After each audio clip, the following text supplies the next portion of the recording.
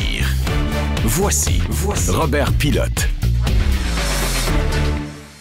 Bon, j'ai lancé un avis de recherche, tu sais que depuis quelques mois, vous savez, depuis quelques mois, j'avais le bonheur de discuter une fois de temps en temps avec un jeune homme, fringant, fraîchement sorti de l'université, tu sais, des diplômes, de professeur en devenir, commentateur de l'actualité. Il écrivait, bloguait dans le Journal de Montréal.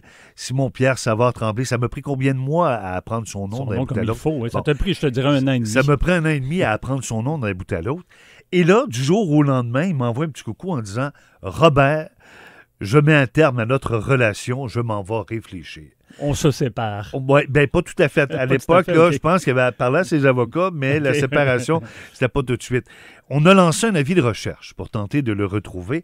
Et finalement, nos enquêteurs l'ont retrouvé quelque part, terré au Québec. Et là, il a pris sa décision. Simon-Pierre Savard-Tremblay, bonjour. Bonjour, Robert. Comment vas-tu? Écoute, ça va vite, mais ça va bien. Écoute, j'en profite pour donner suite à ta petite introduction, pour te remercier. Je l'avais déjà fait sur ma page Facebook, de même que tous ceux avec qui j'ai eu le bonheur de collaborer pendant ces années. Près de 2 ans avec toi à commenter l'actualité, ça a été une expérience formidable, alors je veux t'en remercier. Ben là, tu sais, d'abord au prix que tu me coûtais, j'aurais été fou de te refuser, là. Et puis, non, mais je voyais en toi quelqu'un qui était pour rester dans la lumière. Et là, tu t'en vas du côté obscur? Du côté obscur? Pourquoi ça serait du côté obscur, mon cher? Pour te faire réagir. Ah oui, c'est ça, bien sûr. Parce que là... C'est une expérience que tu as déjà faite toi-même, donc tu sais que c'est un passage qui peut être particulier à faire, parce que souvent on garde un peu nos réflexes d'analyste, mais c'est pas parce qu'on s'en va dans la politique active qu'on arrête nécessairement de réfléchir. Bon, là, il y en a qui nous écoutent, qui disent, ils s'en vont où avec le jeu de mots, là, puis le demi-vérité, puis les non-dits? Tu as décidé de te présenter pour le Bloc québécois. Notre Blanchette ici t'a convaincu. C'est lui qui t'a convaincu de te lancer en politique pour le Bloc? Ben oui, écoute, semble-t-il que tous vos collaborateurs s'en vont au Bloc. C'est peut-être toi le prochain, je sais pas. C'est peut-être toi le prochain. Alors, non, écoute, Yves-François Blanchette, effectivement, fait un très bon travail. Je suis donc candidat. Je suis pas encore candidat pour le Bloc, je suis candidat à l'investiture, parce que je rappelle qu'il y a des investitures au Bloc québécois, c'est-à-dire que ce sont les membres de chaque circonscription qui décident quel sera leur candidat.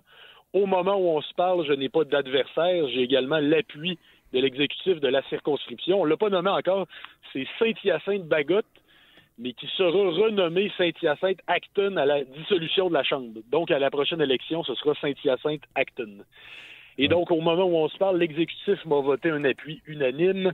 Je n'ai pas d'adversaire. On n'a pas encore la date pour l'investiture, mais on le saura très prochainement. Puis on travaille toujours comme si on était contesté. Hein. Même quand on ne l'est pas, comme on dit, il faut espérer le meilleur, mais se préparer au pire.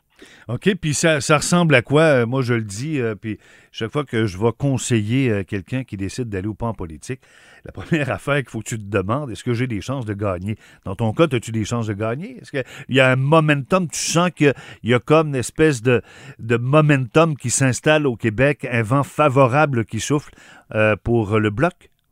Ah oui, il y a quelque chose qui se passe. Écoute, il y a quelque chose qui se passe. Le gouvernement du Québec fait des demandes, il se fait dire non. Puis là, tu sais, ce que je suis en train de te dire là, je suis pas en train d'essayer de vous remplir avec des lignes partisanes. Tu sais, je te disais la même chose à titre d'analyste quand on parlait du Bloc, quand on parlait du contexte actuellement au Québec et au Canada. Il y a quelque chose qui se passe présentement. Je pense que les Québécois voient de plus en plus que les 3 partis pan-canadiens ne sont pas une option viable. On voit qu'ils s'empêtrent tous dans leurs contradictions, dans le fait qu'on cherche à plaire, qu'on ne dit pas la même chose en anglais et en français et qu'on cherche à plaire à tout le monde en même temps. Il y a un paquet de dossiers qu'on analysait d'ailleurs, toi et moi, à chaque semaine, où on voit vraiment que le Canada ne gouverne que pour les hauts intérêts financiers, que pour les grands lobbies et que pour Toronto. Que nous, là, les gens, le monde ordinaire là, du Québec, là, on est très, très loin dans leurs préoccupations. J'étais à un moment donné, j'aimais bien en faire l'analyse avec toi, mais je me suis dit à un moment donné, on va aller se battre, on va aller au front, carrément. Là, on est-tu en train d'installer au Québec, puis au Canada, tout ce qu'il faut pour faire lever le Bloc québécois. On va donner l'exemple du maire d'Amstead, OK? Avec le nettoyage ethnique, là, c'est ça qu'il a dit, là. Tout le dossier de la laïcité, les partis qui sont en train de se déchirer les uns les autres. Tu as vu Alain Reyes qui est en porte-à-faux avec son chef, Andrew Scheer, là-dessus. Est-ce qu'on est en train d'installer ce qu'il faut pour que le Québec envoie un message clair à Ottawa que le Québec, c'est le Québec, puis il faudra nous respecter comme tel? Ben écoute, moi j'ai l'impression, comme tu le dis, que les circonstances sont en train d'être réunies. J'utiliserai pas le terme de conditions gagnantes parce que c'est un terme qu'on connaît bien au Québec, mais les circonstances sont en train d'être réunies, assurément. On le voit, la quantité de blocage structurel, de blocage institutionnel qu'il y a avec ce système-là, qui est le système canadien, où on n'est qu'une minorité, avec un poids de plus en plus petit. On compte pas pour grand-chose. On est une quantité négligeable. Puis on dirait qu'on fait même plus d'efforts, sauf là en élection. Là, on va essayer justement, comme tu le dis, d'essayer d'être un peu en porte-à-faux, d'envoyer des signaux contradictoires, de dire on veut ménager la chèvre et le chou, on veut que les Québécois votent pour nous autres, mais en même temps, on veut pas perdre le reste du Canada. Sauf en allée électorale, on fait même plus semblant de nous respecter. Écoute, on va te suivre dans ta campagne électorale. Bravo encore pour l'implication. Je pense que peu importe quelle est la bannière que l'on représente, ce qui est important, c'est de bien servir la démocratie. Bravo encore, puis je suis bien fier de toi, Simon-Pierre. Merci, mon cher Robert, puis bonne continuité à toi. Oui. Encore une fois, j'ai beaucoup apprécié l'expérience avec vous autres, même si j'aime du fond du cœur mon parti, le Bloc québécois, auquel je me suis joint récemment. J'espère quand même qu'on va vous en laisser quelques-uns, qu'on va arrêter de trop recruter chez vous. Salut! Parce que vous faites un travail essentiel. Salut! À bientôt. Bye. Simon-Pierre, ça va trembler. Une courte pause. Alain Reyes du Parti conservateur, l'un des lieutenants d'Andrew Scheer au Québec, dans 2 minutes.